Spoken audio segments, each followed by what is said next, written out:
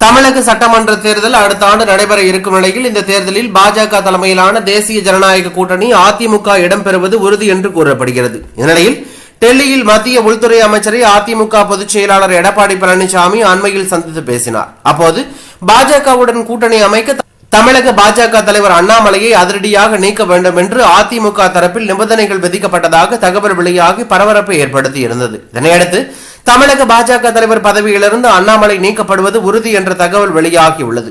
அதோடு பாஜகவின் புதிய தலைவராக நயினார் நாகேந்திரன் நியமிக்கப்படுவார் என்றும் எதிர்பார்க்கப்பட்டது. இந்நிலையில் தற்போது தமிழக பாஜக தலைவருக்கான போட்டியில் தான் இல்லை என அண்ணாமலை தெரிவித்துள்ளார்.